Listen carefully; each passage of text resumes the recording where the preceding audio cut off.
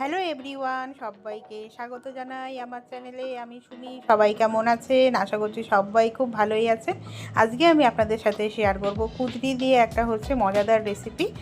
কুঁদরিগুলোকে তার জন্য আমি প্রথমে স্লাইস করে করে কেটে নিয়েছি। আমি এক একটা কুঁদরিকে 4 থেকে বা 4 টুকরো বা 6 টুকরো এরকম করে পাতলা করে করে কেটে নিয়েছি। একদম খুব মোটা করে কাটিনি। দেখে আপনারা বুঝতে পারছেন আমি কীরকম সাইজ করে কেটেছি। সাথে নিয়েছি পেঁয়াজ আর আলু, আর সাথে নিয়ে নিয়েছি রসুন। এবার একটা কড়াই নিয়েছি, কড়াইয়ের মধ্যে আমি দিয়ে দিচ্ছি সরষের তেল। সরষের তেলটাকে ভালো করে গরম হতে দেবো। সরষের তেলটা যখন গরম হয়ে যাবে তখন আমি এর মধ্যে দিয়ে দিচ্ছি ফোড়নে কালো সর্ষে। কালো সর্ষেটা ফোড়নে দিলে ফোড়নটা যখন রেডি হয়ে যাবে তখন আমি এর মধ্যে অ্যাড করে দেবো পেঁয়াজ কুচি। পেঁয়াজ কুচি আমি এখানে দিয়েছি মিডিয়াম সাইজের আমি 3টে পেঁয়াজ কুচি নিয়েছি। সেই 3টে পেঁয়াজ কুচি এখানে দিয়ে পেঁয়াজগুলোকে ভালো করে ভাজা ভাজা করতে দেবো। আর ফ্রেন্ড, আপনাদের সবাইকে বলবো, আপনারা কে কোথার থেকে আমার রেসিপিটা দেখছেন আপনারা কিন্তু অবশ্যই আমাকে কমেন্ট করে জানাবেন। আর আমার রেসিপি যদি আপনাদের কারোর ভালো লেগে থাকে, চ্যানেলটাকে কেউ যদি নতুন ভিজিট করে থাকেন তো চ্যানেলটাকে প্লিজ সাবস্ক্রাইব করে দিয়ে পাশে থাকা বেল আইকনটা প্রেস করে দেবেন, যাতে আমি কোনো নতুন ভিডিও ছাড়লে আপনাদের কাছে নোটিফিকেশান চলে যায় আর আপনারা সেই নোটিফিকেশান ধরে আমার ভিডিওটাকে যাতে আবার দেখতে পারেন।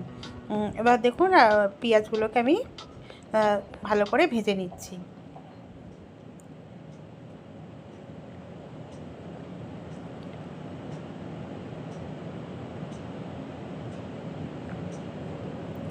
পেঁয়াজগুলোকে কিন্তু আমি ঝিরি করে পেঁয়াজগুলোকে কুচিয়ে নিয়েছিলাম। এবার পেঁয়াজটা ভাজা যাতে তাড়াতাড়ি হয়ে যায়, এবার এর মধ্যে আমি কিছুটা পরিমাণ মতন লবণ দিয়ে দিলাম। লবণ দিয়ে এবার পেঁয়াজটাকে ভাজতে দেবো, যাতে খুব তাড়াতাড়ি পেঁয়াজটা নরম হয়ে যায়।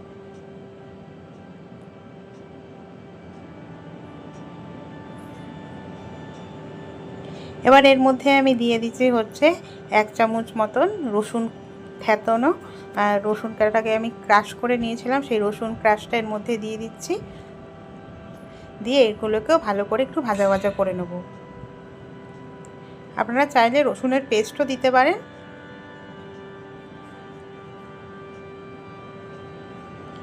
পেঁয়াজ আর রসুনটাকে ভালো করে ভেজে নেব। পেঁয়াজ আর রসুনটা যখন ভালো করে ভাজা হয়ে যাবে তখন আমরা এর মধ্যে অ্যাড করে দেবো স্লাইস করে রাখা সেই কুঁদরিগুলো। স্লাইস করে রাখা কুঁদরিগুলোকে এবার দিয়ে এবার এই পর্যায়ে প্রথমে একটু ভালো করে মিক্সড করে নেব।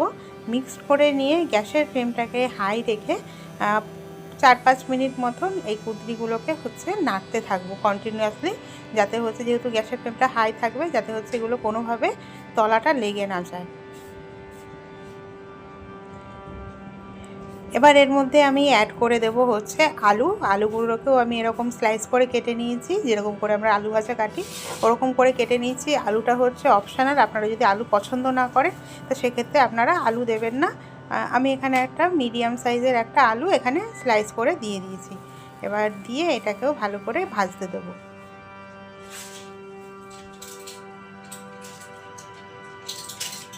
গ্যাসের ফ্লেমটাকে কিন্তু হাই রেখেই এটাকে প্রথমে আবার ভেজে নেব। প্রথমে গ্যাসের ফ্লেমটাকে একদম লো করে দেবো না, লো করে দিলে কুঁদরিটার থেকে প্রচুর জল বেরিয়ে যাবে, ওর জন্য কুঁদরিটা ভাজা হবে না ঠিক মতন। ওর জন্য গ্যাসের ফ্লেমটাকে হাই রেখে এগুলোকে একটু ভাজা ভাজা মতন করে নেব।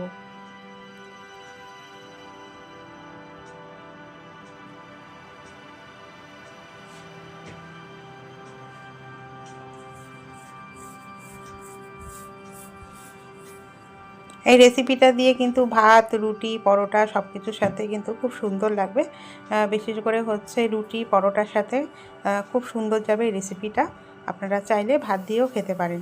এবার দিয়ে এটাকে ভাজতে থাকবো।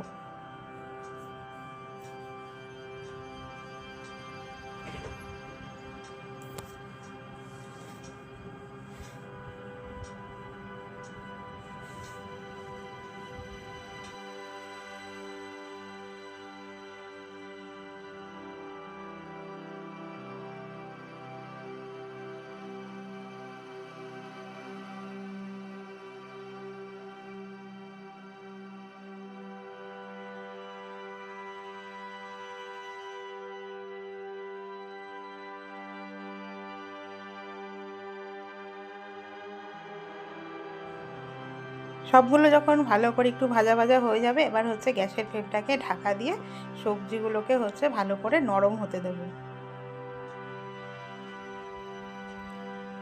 এবার এর মধ্যে আমি অ্যাড করে দিচ্ছি হচ্ছে কাঁচা লঙ্কা বাটা। আপনারা কাঁচা লঙ্কার পরিবর্তে শুকনো লঙ্কাও দিতে পারেন। তার সাথে দিয়ে দিচ্ছি হচ্ছে আদা বাটা, দিয়ে এগুলোকেও ভালো করে এর সাথে ভাজা ভাজা হতে দেবো। দেখুন, দেখেই বোঝা যাচ্ছে যে সবজিগুলো কিন্তু আমি যেহেতু ঢাকা দিয়ে রেখেছিলাম, সবজিগুলো কিন্তু আমার অনেকটাই সেদ্ধ হয়ে এসছে।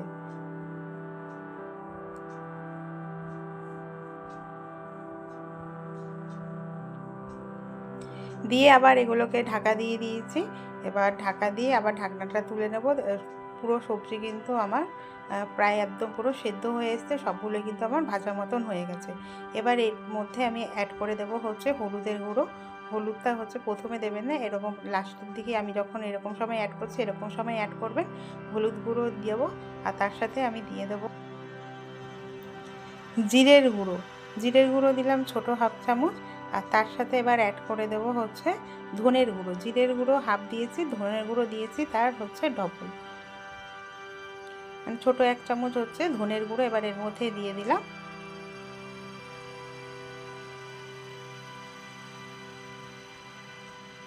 তার সাথে আমি অ্যাড করে দেব হচ্ছে কাশ্মীরি লঙ্কার গুঁড়ো, যাতে হচ্ছে কালারটা ভালো আসে। এর সাথে আমি একটু কাশ্মীরি লঙ্কার গুঁড়ো দিয়ে দিচ্ছি। দিয়ে এবার এগুলোকে হচ্ছে ভালো করে ভাজা ভাজা হতে দেবো। এই গুঁড়ো মশলাগুলো অ্যাড করার পরে কিন্তু গ্যাসের ফ্লেমটাকে লো রেখে এগুলোকে একটু প্রথমে ভাজতে দিতে হবে, না হলে হচ্ছে মশলাগুলো পুড়ে যাবে। যেহেতু আমি এই মশলাগুলোর সাথে কোনো জল ইউজ করিনি, তার জন্য গ্যাসের ফ্লেমটাকে লো রেখে এগুলোকে একটু ভাজা ভাজা করতে হবে। আর এই রান্নাটাতে কিন্তু আমি কোনো আলাদা করে জল দেব না।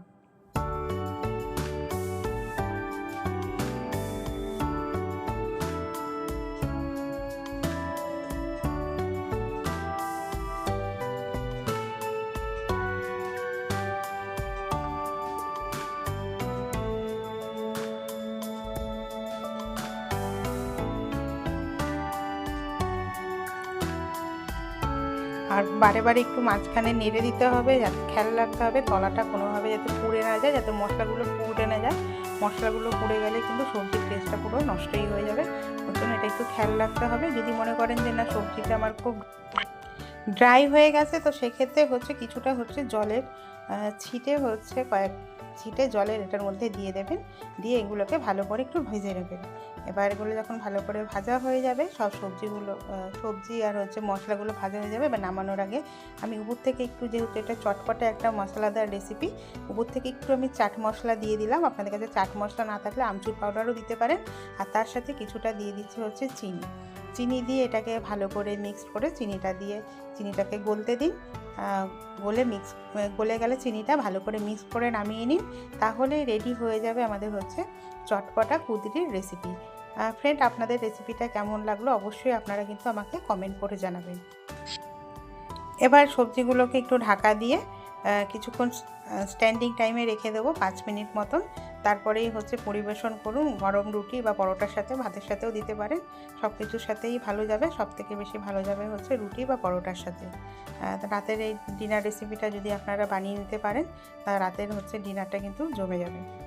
আর ফ্রেন্ড, আজকের মতন আপনাদের থেকে বিদায় নিচ্ছি। সবাই খুব ভালো থাকবেন, সুস্থ থাকবেন। আবার দেখা হবে আপনাদের সাথে আমার নতুন কোনো একটা রেসিপি নিয়ে। টাটা সবাইকে অনেক অনেক ভালোবাসা এতক্ষণ আমার সাথে যুক্ত থাকার জন্য।